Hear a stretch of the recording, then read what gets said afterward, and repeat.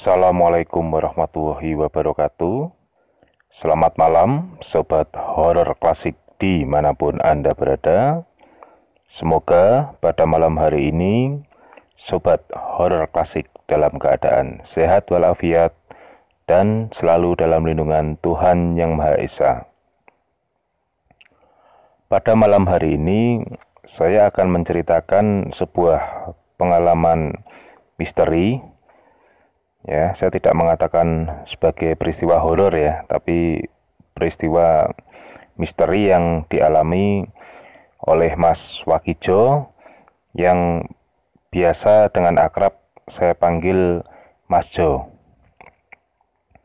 Namun seperti biasa, sebelum saya masuk ke dalam cerita, pertama-tama izinkan saya mengucapkan terima kasih kepada Sobat Horor Klasik yang telah mendengarkan cerita-cerita yang ada di channel saya.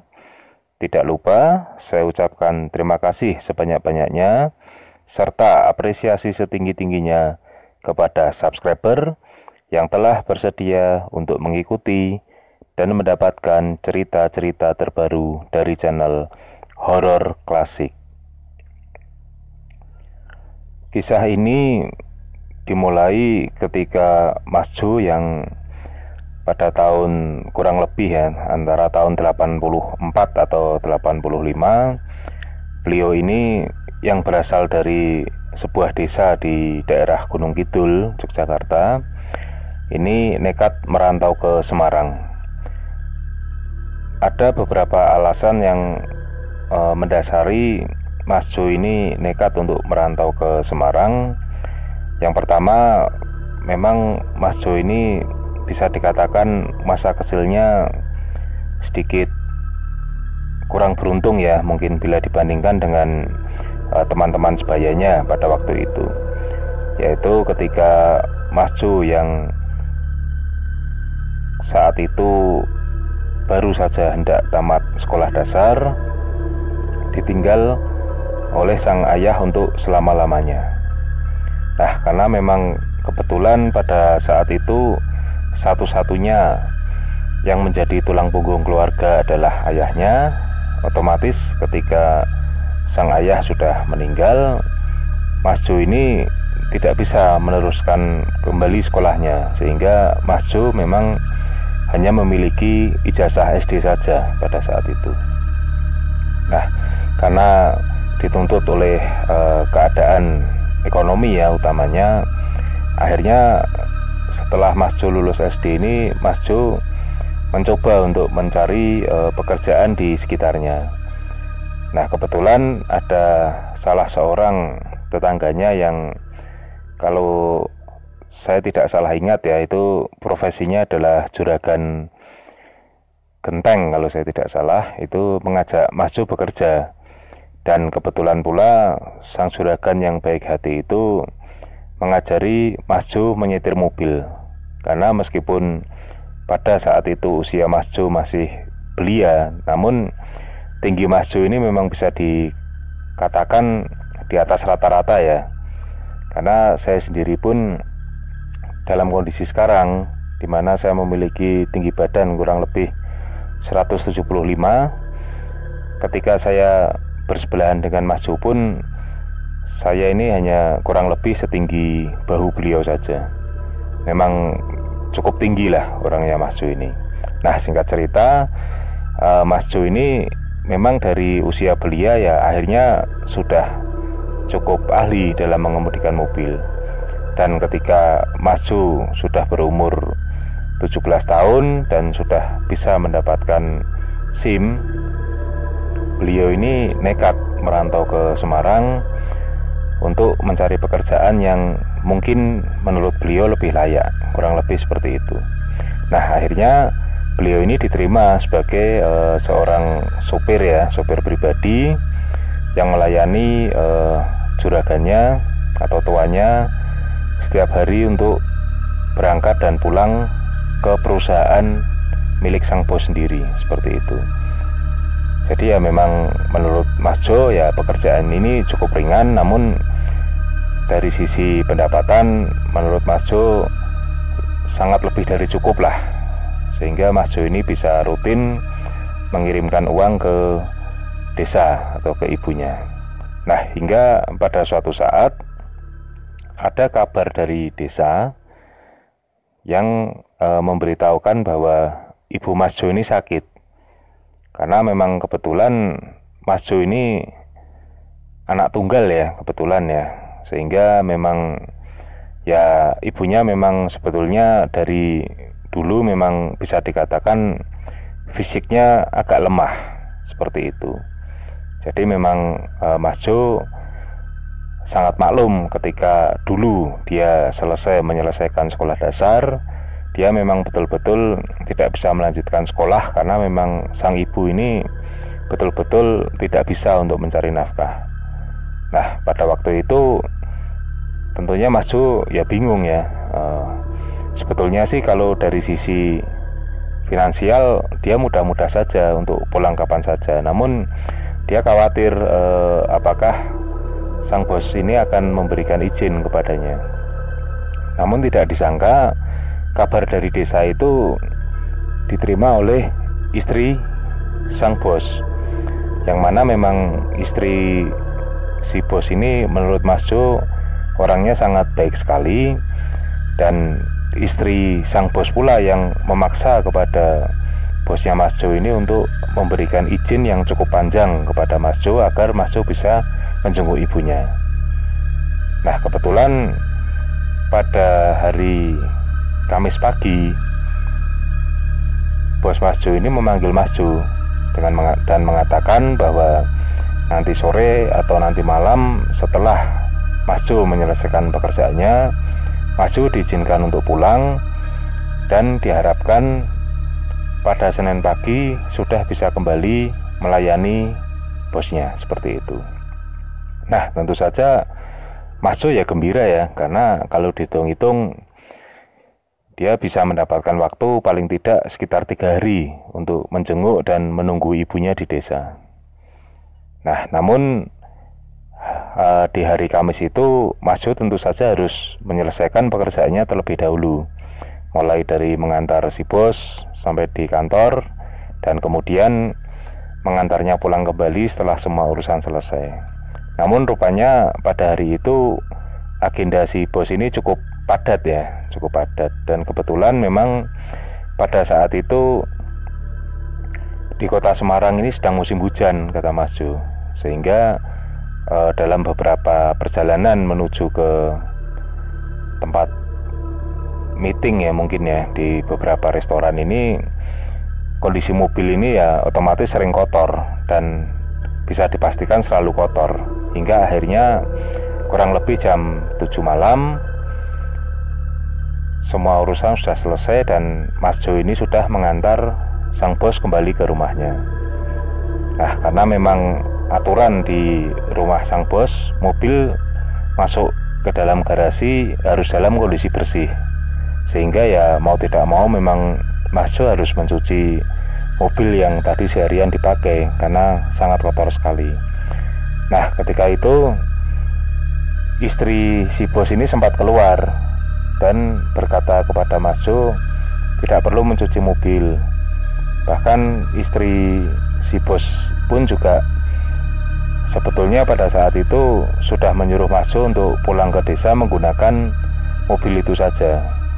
Namun Mas Jo dengan sopan menolak karena ya pertimbangan Mas Jo pada waktu itu, yang pertama dia jelas merasa sangat sungkan, dan yang kedua juga dia takut bila mobil ini nanti dibawa oleh Mas Jo akan menghambat mobilitas keluarga si bos tersebut. Meskipun sebetulnya di rumah bos tersebut juga terdapat lebih dari 2 mobil, namun tetap saja Mas Jo ini rasa sungkannya sangat besar dan dia menolak tawaran baik dari istri si bos. Nah, singkat cerita, pada jam 9 malam selesailah sudah urusan Mas Jo dengan mobil sudah dimasukkan ke garasi. Bergegas Mas Jo ini mandi dan kemudian berpamitan kepada bosnya. Nah, pada waktu itu lagi-lagi istri istri bos ini menawarkan lagi kepada Mas Jo untuk lebih baik pulang ke desa membawa mobil saja, mengingat waktu sudah malam dan kondisinya memang hujan juga. Namun Mas Jo tetap bersikukuh untuk pulang menggunakan sepeda motornya saja. Pada waktu itu sepeda motor yang digunakan Mas Jo ini sepeda motor bebek ya, yang berjenis Yamaha V70 ya. Dan memang Mas Jo ini istilahnya sadar diri bahwa medan yang akan dia lalui ini memang bukan medan yang berat ya. Kalau sobat horor klasik yang kebetulan bermukim di kisaran Jogja mungkin pernah ke daerah Gunung Kidul ya, tahu persis lah seperti apa medan di Gunung Kidul itu. Jelas itu wilayah perbukitan atau bisa dikatakan pegunungan yang memiliki banyak tanjakan, turunan, tikungan, dan tentunya masih dikepung oleh hutan-hutan alami. Apalagi itu di tahun-tahun 89 atau 90 ya kejadian pada waktu Mas Jo pulang desa ini untuk menjenguk ibunya. Mas Jo memang sudah tidak mengingat dengan persis ya, yang jelas yang beliau ingat itu beliau itu menikah di akhir-akhir tahun 90 menjelang tahun 91, dan kejadian beliau menengok ibunya ini ya terjadi pada saat beliau belum menikah, namun sudah mendekati waktu akan menikah ya. Jadi menurut Mas Jo kejadian ini mungkin terjadi di antara tahun 89 atau di tahun 90 seperti itu. Nah, singkat cerita, akhirnya bersiap-siaplah Mas Jo untuk ke desa, tentunya beserta perlengkapan perangnya. Perlengkapan perang yang dimaksud adalah jerigen bensin dengan kapasitas 5 liter yang sudah terisi penuh oleh bensin, kemudian senter dan beberapa peralatan atau kunci-kunci pas, kunci ring, dan tentunya busi cadangan, dan tidak lupa 2 buah senter. Ada alasan tertentu kenapa Mas Jo sangat perhatian dengan barang-barang tersebut. Ya tentunya karena alasan geografis tentang tempat yang akan dituju. Yang kedua, beliau juga menyadari bahwa pada waktu itu ya tidak banyak pom bensin yang bisa diandalkan, terutama pada malam hari. Padahal kendaraan yang beliau gunakan memang tangkinya berkapasitas kecil. Nah, khusus untuk senter memang ada pertimbangan tersendiri karena daerah yang akan beliau lewati dan beliau tuju ini merupakan daerah yang betul-betul gelap pekat, dan senter itu menurut Mas Jo akan membantu bila mana terjadi masalah dengan kendaraannya. Nah, singkat cerita, berangkatlah kurang lebih Mas Jo ini jam 10 kurang ya dari Semarang menuju ke Gunung Kidul, Yogyakarta. Mulailah perjalanan Mas Jo di malam Jumat tersebut dalam kondisi hujan yang bisa dikatakan tidak ada henti-hentinya. Nah, hingga akhirnya kurang lebih jam 12:30 dini hari, Mas Jo ini sudah mulai masuk kawasan Gunung Kidul ya. Cuman meskipun masih di daerah bawah menurut Mas Jo pada saat itu. Mas Jo sebetulnya sudah sempat agak ragu ya, karena pada saat awal dia berangkat dari Semarang ini yang ada di pikirannya adalah segera sampai ke Gunung Kidul, sampai ke rumah ibunya dan segera mengetahui kondisi ibunya. Namun setelah sampai kurang lebih di daerah Magelang ya, di daerah Magelang ini Mas Jo baru sadar bahwa malam itu adalah malam Jumat, dan ternyata itu merupakan malam Jumat Kliwon. Namun ya Mas Jo berusaha berpikir, siapa tahu nanti di perjalanan dia bertemu dengan orang atau kendaraan yang akan menuju ke tujuan yang sama. Nah, akhirnya ketika Mas Jo sudah sampai di daerah Gunung Kidul, wilayah bawah, beliau ini mulai naik pelan-pelan dengan sepeda motornya, dan kondisinya memang waktu itu masih hujan ya, memang masih hujan. Menurut Mas Jo, hujan ini merata perjalanan sepanjang Semarang, bahkan sampai dengan rumah itu Mas Jo selalu diguyur dengan hujan. Akhirnya karena dirasa memang sepertinya tidak ada siapapun yang memiliki tujuan yang sama dengan Mas Jo, dan memang kondisi pada malam hari itu sangat-sangat sepi, akhirnya Mas Jo ini nekat meneruskan perjalanannya naik menuju rumah ibunya. Nah, bisa dibayangkan ya sobat horor klasik, memang wilayah tersebut jelas masih wilayah perbukitan dan masih banyak juga hutan alami, meskipun nanti di beberapa spot kadang-kadang kita masih bisa menemui atau bisa melihat pantai dan kadang terdengar suara deburan ombak. Namun bagi Mas Jo pada malam hari itu, hal-hal tersebut sangat indah bila kita melintasi jalan tersebut pada siang hari.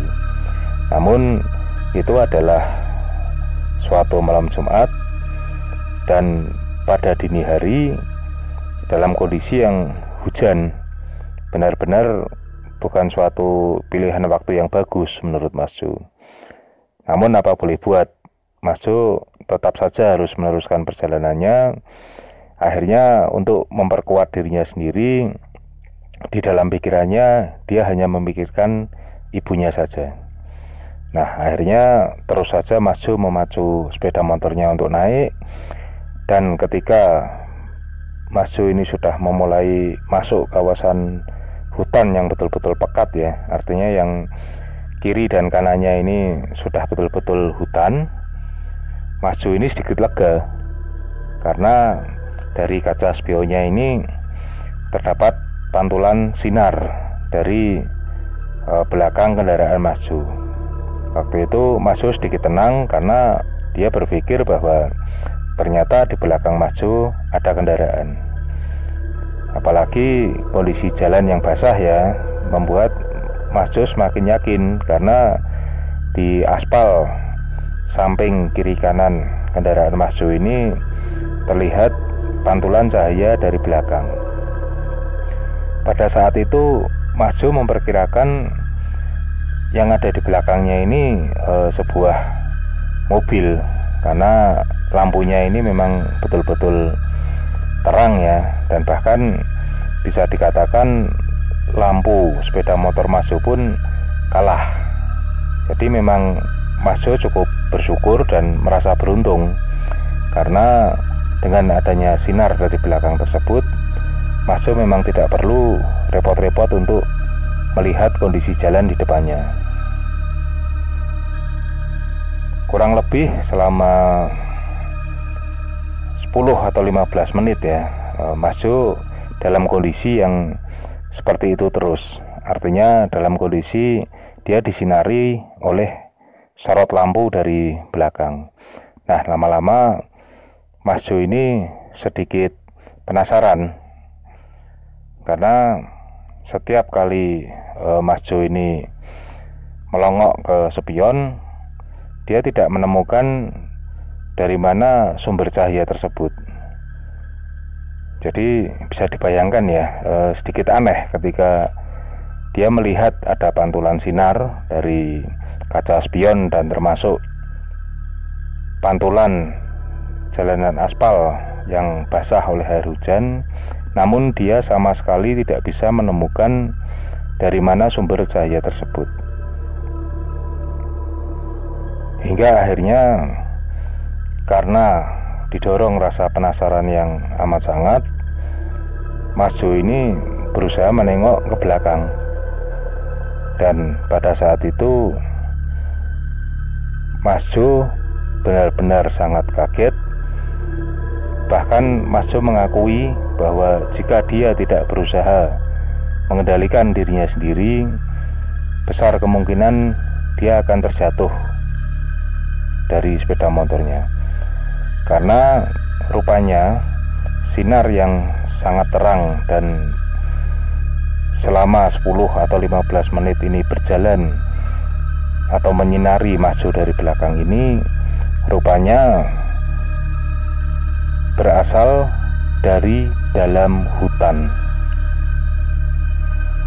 Awalnya Mas Jo sedikit tidak percaya, karena logikanya mana mungkin ada kendaraan ya, karena lagi-lagi Mas Jo ini berpikirnya bahwa sinar tersebut berasal dari lampu kendaraan yang bisa berjalan di dalam hutan Gunung Kidul, yang pada waktu itu bisa dikatakan cukup pekat, dan dari logika manapun menurut Mas Jo tidak mungkin ada kendaraan yang bisa berjalan di dalam hutan tersebut, apalagi dengan sorot sinar yang terus menerus menyoroti Mas Jo dari arah belakang.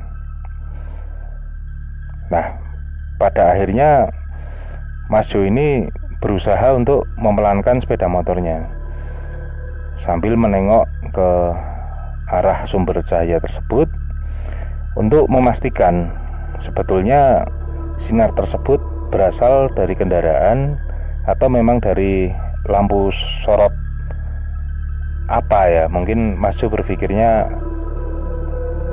entahlah itu lampu apa, tapi Mas Jo memang berusaha untuk memastikan apa sebetulnya sinar tersebut. Nah, hingga tidak sadar, akhirnya Mas Jo ini malah berhenti. Dia berhenti di tengah jalan sambil terus memandang sumber sinar tersebut. Namun anehnya sinar itu terus saja berjalan di dalam hutan, hingga akhirnya Mas Jo ini tidak lagi tersorot oleh sinar tersebut. Dan Mas Jo pada saat itu bisa melihat kondisi di dalam hutan sebelah kanan dia ya. Saya lupa menyebutkan tadi, sinar itu berada di hutan sisi kanan Mas Jo, itu dalam kondisi yang sangat terang. Namun tetap saja Mas Jo tidak bisa memastikan dari benda apa sinar tersebut keluar. Apakah itu senter, apakah itu lampu kendaraan, ataukah itu lampu sorot. Mas Jo betul-betul tidak bisa memastikan, hingga pada akhirnya sinar itu tiba-tiba padam, seperti menghilang. Nah, karena memang jarak antara Mas Jo dengan sinar itu menghilang kurang lebih hanya sekitar 10 atau 15 meter, Mas Jo ini lagi-lagi karena didorong rasa penasaran yang tinggi, dia nekat mengarahkan lampu sepeda motornya ke arah dimana cahaya itu menghilang. Harapan Mas Jo pada saat itu, bila mana itu kendaraan atau orang, dia mungkin masih bisa melihat apa sebetulnya yang membuat dia penasaran itu. Karena sorot lampunya ini tidak bisa mencapai titik yang dia inginkan, dia segera membuka tasnya dan mengeluarkan 2 buah yang selalu dibawanya itu. Dinyalakanlah 2 senter itu secara bersamaan sambil disorotkan ke dalam hutan. Namun ternyata itu Mas Jo betul-betul tidak melihat seorang pun atau satu kendaraan pun di dalam situ. Dan lagi-lagi menurut logika Mas Jo, tidak mungkin ada kendaraan yang bisa berjalan di dalam hutan Gunung Kidul yang pekat tersebut. Nah, karena tidak mau ambil pusing juga, akhirnya Mas Jo ini cepat-cepat meninggalkan tempat tersebut. Dan singkat cerita, akhirnya sampailah Mas Jo di rumah ibunya. Nah, setelah sampai dan melihat kondisi ibunya, akhirnya ya Mas Jo beristirahat dan sebagainya, hingga akhirnya keesokan paginya Mas Jo ini bertemu dengan salah seorang saudaranya, dan berceritalah Mas Jo tentang kejadian sinar misterius yang semalam mengikutinya. Nah, saudaranya ini menjelaskan bahwa memang di malam-malam tertentu, utamanya pada malam Jumat Kliwon, cahaya itu memang sering kali memunculkan diri. Namun ya hanya seperti itu, dia hanya seakan-akan mengikuti saja pengendara yang berjalan sendirian atau kendaraan yang berjalan seorang diri, hanya menyorot begitu saja dari belakang. Dan menurut cerita dari saudaranya, memang sebetulnya kalau tidak akan istilahnya tidak menggubris ya sinar tersebut, ya sebetulnya tidak apa-apa. Dianggap saja bahwa pengendara mendapat bantuan dari sinar tersebut, karena memang di tahun-tahun itu jalan di Gunung Kidul ini memang tidak ada lampu penerangan sama sekali, dan memang mayoritas kendaraan yang digunakan oleh masyarakat di sekitar itu pun juga masih kendaraan-kendaraan yang mungkin bisa dikatakan lampu yang menempel ya di kendaraannya itu memang bukan merupakan lampu yang bisa dikatakan terang dan mampu untuk menembus kegelapan hutan Gunung Kidul, terutama ketika dalam kondisi hujan dan berkabut. Ya memang kalau di logika itu masuk akal ya, bahwa sinar tersebut memang bertujuan untuk membantu pengendara yang melintasi area tersebut pada malam hari. Namun tetap saja Mas Jo ini merasa penasaran apa sebetulnya dan apa sebetulnya sinar itu, dan memang bertujuan untuk apa. Namun Mas Jo ini disarankan oleh saudaranya bahwa tidak perlu menggubris sinar tersebut, dan kalau memang beruntung ya mungkin siapapun akan bertemu dengan sinar tersebut. Atau istilah dari saudaranya ini, ya anggap saja Mas Jo ini beruntung karena pada malam hari itu sebetulnya dia itu terbantu dengan adanya sinar tersebut. Namun mungkin karena didorong rasa penasaran hingga akhirnya Mas Jo berhenti, akhirnya sinar tersebut meninggalkan dan menghilang. Memang Mas Jo sendiri mengakui bahwa setelah dia kehilangan sinar tersebut, dia memang akhirnya berjalan mau tidak mau harus lebih pelan, karena ya memang lampu sepeda motornya memang tidak istilahnya kurang untuk menembus kegelapan hutan di malam hari itu yang kondisinya memang sedang turun hujan. Nah seperti itu. Itu pengalaman dari Mas Jo ketika beliau di antara tahun 89 atau 90 pada suatu tengah malam ya, ini harus pulang ke daerah asalnya di Gunung Kidul untuk menjenguk ibunya yang sakit. Nah saya sendiri ketika Mas Jo bercerita hal ini kepada saya hanya mengatakan ya mungkin memang itu bantuan untuk Mas Jo, karena sedemikian baktinya Mas Jo kepada sang ibu, hingga dalam kondisi yang sulit seperti itu pun Mas Jo tetap mengupayakan untuk pulang demi menemui ibunya. Hanya itu pada kata-kata yang menghibur yang bisa saya sampaikan kepada Mas Jo, dan Mas Jo pun juga mengatakan ya mungkin saja hal itu yang dialami pada malam hari itu. Ya sekali lagi wallahu alam ya, karena memang kadang-kadang memang kita tidak tahu ya, karena kalau boleh saya mengatakan bangsa jin itu ya memang sebetulnya tidak jauh berbeda dengan bangsa manusia. Ada dari mereka yang jahat, ada yang iseng, namun ada juga yang baik. Nah, mungkin sedikit untuk keseimbangan ya, untuk beberapa edisi ke depan saya akan mengangkat beberapa tema tentang jin-jin yang sifatnya justru menolong atau membantu ya. Mudah-mudahan nanti saya bisa menyampaikan beberapa cerita yang sifatnya lebih bukan ke arah mengganggu, tapi justru ke arah membantu. Seperti itu. Baik, terima kasih Sobat Horor Klasik yang telah bersedia mendengarkan cerita saya. Semoga kita semua selalu dalam lindungan Tuhan Yang Maha Esa.